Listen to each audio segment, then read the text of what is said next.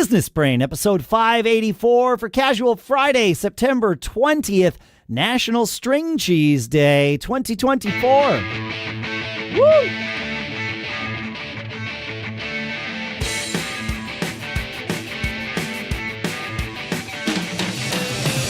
Greetings, folks, and welcome to Business Brain. Welcome back to Business Brain, the show where we take several ideas, we crunch them, we analyze them, we use them to tune our business brains each and every episode. Our sponsor for this episode is keepertax.com/business. This cool service where it helps you, uses AI to track expenses and find deductions and get a bigger tax refund. And you can get 10% off at keepertax.com/business. We'll talk more in depth about that in a little bit. For now, here in Durham, New Hampshire, I'm Dave Hamilton. And I'm still out here in Lafayette, California. How's it going, man? It's going happy. It is Happy Friday. Yeah, for sure. I have a question for you. For me, that I've been sort of struggling with. I maintain a presence on many different social networks: X, Facebook, LinkedIn, Instagram, Threads. There's one more. I don't know. Oh, and Mastodon. Threads is linked to Mastodon now too.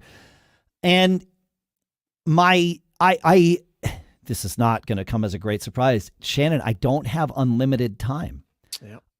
I have to limit the amount of time just by definition that I spend on anything, including on social media.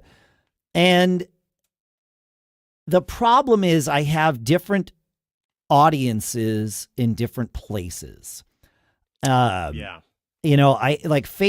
is friends, family, certainly, musicians and nerds. Okay. I have 3 podcasts that I do. I do this one for, business people. I do Gig Gab for musicians, and I do Mac Geek Gab for tech nerds. Everybody's a nerd in all those things, but tech people. Right. My presence on X is the followers that I have on X is almost exclusively the tech side, the Mac Geek Gab stuff. I know that the audience for Gig Gab is primarily going to be on Instagram. Okay. Because that's where musicians tend to live. Yep.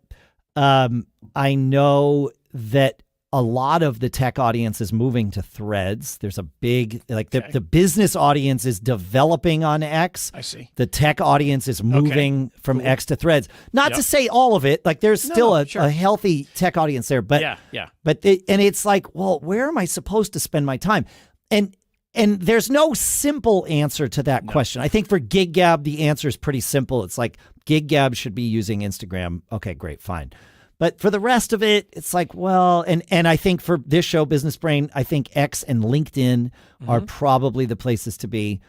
For Mac Geek Gab, it's sort of spread around. So, but I have to make choices. I don't think this sort of what I'm calling a shotgun approach, but it's a pretty weak shotgun because I've only got so much propellant here. So is it sniper or shotgun? I don't know if those are the right words to use in today's fragile world, but yes. Given everything going on, but this. Yeah. I have been studying this because I have some vested interest in this, and I'm working on growing some stuff on social media and everything. Yes, From my take, there's 2 aspects of it. I believe you need to divide and conquer. That you should focus. Now, it's a little different with you because you have let's say 3 channels that you're trying to. So that's why I have a second part of this. But the divide and conquer is that. I mean, it is all just me. Well, that's the second part. So divide and conquer is you focus on one channel until you really get that one figured out, and what how the posts things should be curated, what kind of feedback gets, how much time each platform takes. You'll have a much better idea. Let's say you focused on Instagram. It's man, I'm just going to focus on this right now. I'm going to learn everything I can over the next time frame. So this is interesting. You're not saying just focus there for the content. You're saying focus there to learn logistics of the platform, how it works. Yeah, because I don't think at least I don't know certain platforms, and it's taken me months and months to learn how to on X and what sort of engagement I want, because followers for the sake of followers and views for the sake of views is not the way to go. You want fans, right? And you want people that value your stuff. And so learning one at a time, and I know this works because I just had a conversation with someone that has 250,000 followers on one platform, and then they left and went to another one. And because they had all those followers on one platform, it accelerated their growth on the next platform that they targeted. And that was very beneficial to them. Yes. But they're in it's like one vertical, one channel, right? You got multiples, which leads me to my second thing is that you need a content manager. Yeah, I have one. Okay. They need to take yes.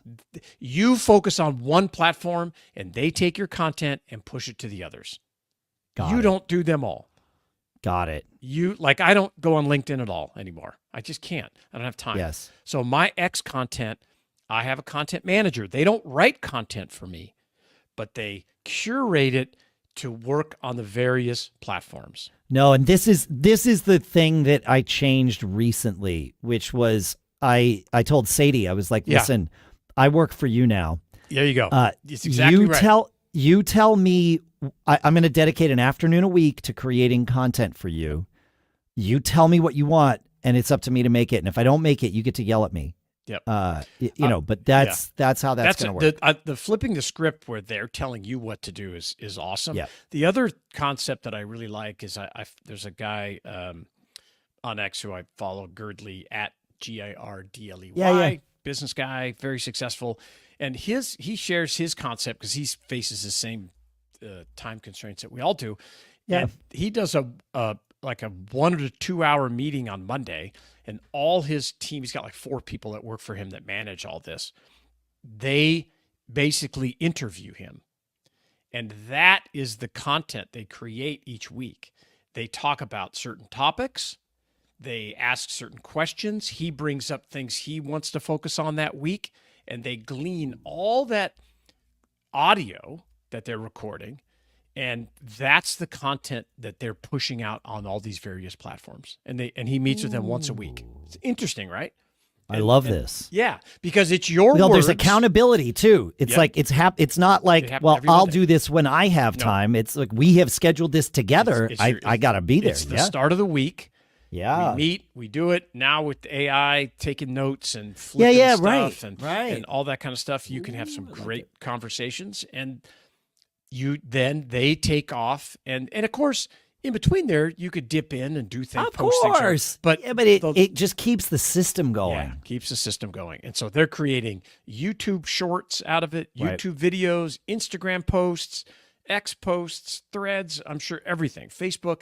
And, there's some great technology like CastMagic is another one that CastMagic.io or .ai. I don't know what it is. It is .io. You are correct. .io. Yep. That, you can push any of your feeds, your social feeds to it, and it'll create an abundance of content based on that to push to other platforms. It's an amazing piece of technology. I push our feed from this podcast to it to help me get content ideas, and it makes up. So 2 things: focus on one at the beginning till you really get it figured out, and then the second one is let your content manager manage the other stuff for you. All right, folks, have you ever felt like you're leaving money on the table? Like forgetting where you put the last piece of cake in the fridge? Well, we've got something even better than cake, our sponsor, Keeper. As an entrepreneur, I've used Keeper, and let me tell you, it's like having a financial wizard on my team, minus the robes and wands. Keeper is a tax app that automatically scans my expenses, finds me those sweet tax deductions, and categorizes everything for my taxes. No more tea-stained receipts or juggling janky spreadsheets, just pure, organized brilliance. One of my favorite things about Keeper, I can see my tax savings in real time. It's like watching my refund grow with every purchase. And on average, Keeper users get an extra $1,200 back. It's freaking amazing, and I'm looking forward to using it. as now I've become a Keeper user, right? So if you want to automate your expense tracking and make tax season feel like a walk in the park, you can now utilize the power of AI to automate your expense tracking, find tax deductions, and get a way bigger tax refund next year. For a limited time only, listeners here of Business Brain, you can try Keeper for free with our exclusive link at keepertax.com/business and get 10% off your subscription if you love it. That's a free trial plus 10% off your subscription at keepertax.com/business. This thing's awesome. And our thanks to Keeper for sponsoring this episode. All right, Shannon. We really started the episode by, if we zoom out a little bit, talking about being intentional with our time. Yeah, we did. And there's a lot to that. That's such a, it's a easy sentence, but it's massive. And before we started recording, I mentioned to you that I was stepping down from a volunteer organization that I'm involved in, and that's exactly right. And you nailed it. You're like, oh, because I said maybe we should talk about it on the show, and you said, yeah, because it's all about being intentional with your time. So I guess I assign obviously value to my time, and I'm an energy monster. I'm always looking for energy. And I have a lot of energy to give, and I'm all in, man. When I'm ready to go, that's why we still record after 10 years, because both of us have a lot of energy to keep this thing going, right? And ups and downs, things work, things don't. Try new things. You got to cut, record 4 episodes in one day. All those challenges, but like this particular organization that I've spent about 3 years being involved in. Kind of got lost in the bureaucracy, in trying to get things done. It would be as if we sat and talked for 3 years before we recorded our first episode of Business Brain. Oh, no. Correct. Oh, yeah. I've been in bands like that. It's brutal. Where it's like, oh yeah, we rehearse every week. I'm like, okay, well, what's the schedule? What's the plan? Yes. Oh, yeah, well, we'll figure that out. No. You let me know when you do. Yeah, it's a bad system, and there's no bias to action. And the good thing is, it's the bias to action. Yeah. That's the Yes. And so thinking about how you spend your time, we talk about time a lot in various, formats here on the show. Time you spend in your business, time you spend with your family, the way you manage your health. I mean, all these things are impacted, and I just found myself having so much kind of negativity piled up in this concept of me being involved and helping run this organization that I finally, and I'm, maybe it's part of the two. It's like I always consider myself the opposite of someone that quits, right? Because yes, I'm the opposite, man. I'm the dude that never stops. But at this, my mental health was starting to really take a toll, or this organization, and I was so frustrated. Finally, I said, you know what? I've done a lot of good for this group.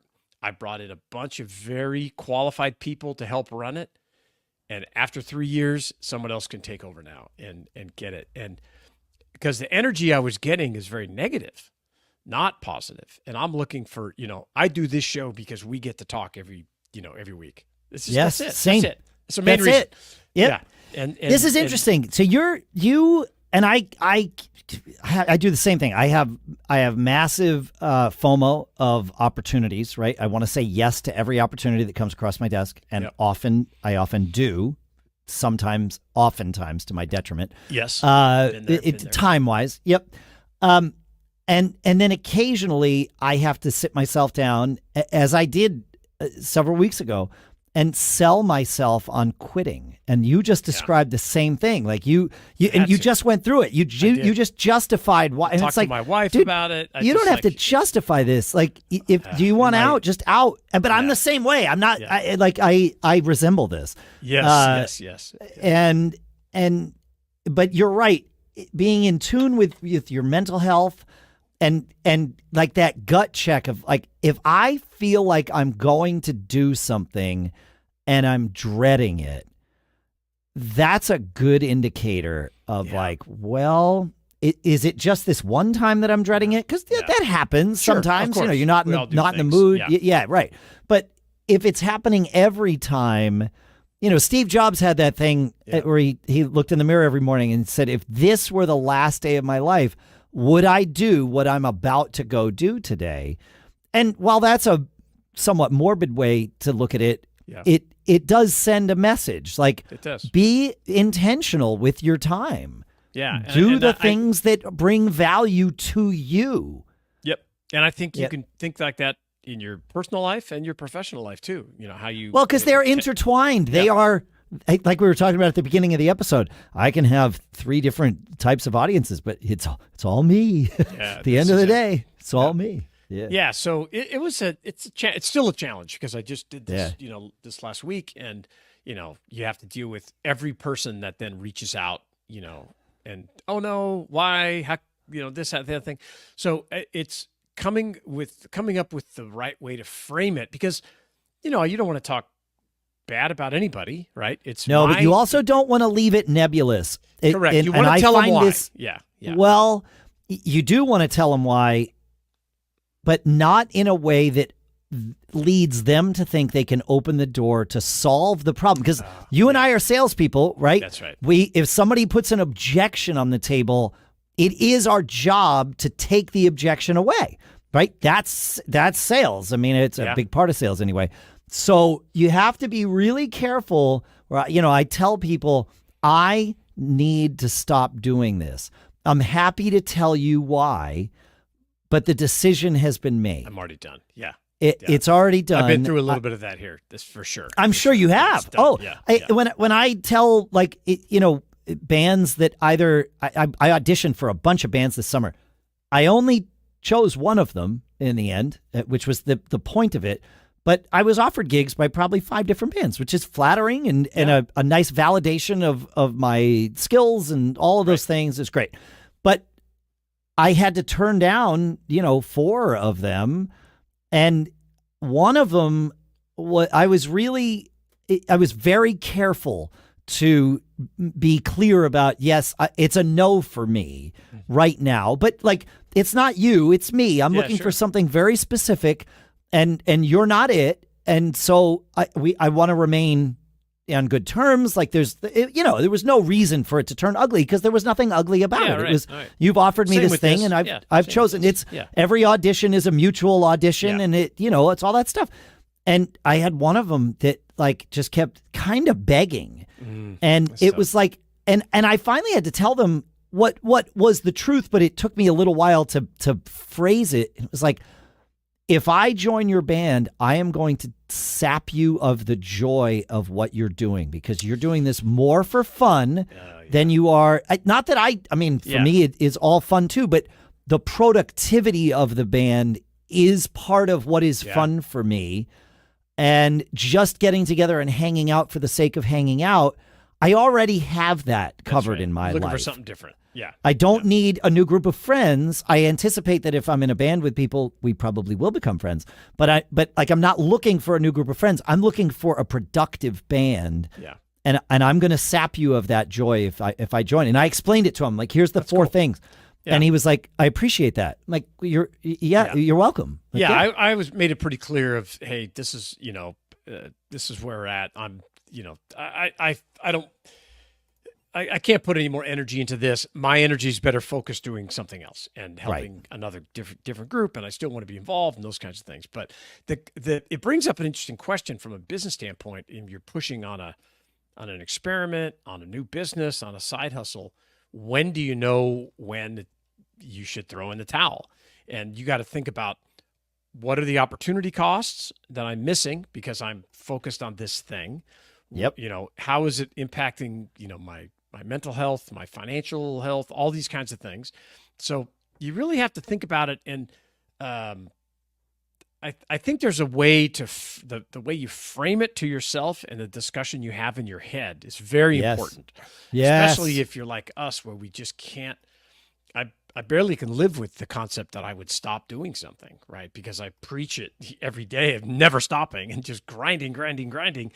But at some point, you do have to make a decision. You got to pull the plug or not pull the plug. Well, or not. For me, it was obvious that I was getting to a tipping point for myself this summer where I had too much, and I was not able to keep up. Like I found a version of my limit, and it was like, okay, so if I stay on this path, I will wind up not doing something by default, and I don't want default to be the thing to figure that out. I want to intentionally choose the thing I'm taking out.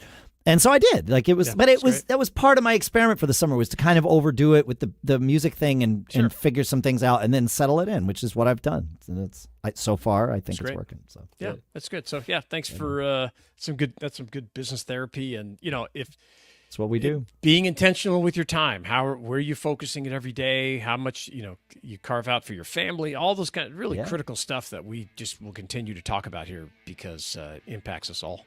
That's what we do. Yeah. Thanks for hanging out, folks. Feedback at businessbrain.show. We want to hear from you. Shannon, I think we need to do a giveaway. I think we need we need to figure something out here. So we'll figure that out. We'll let you know. Have a great weekend. Keep on living that charmed life. We'll see you next week.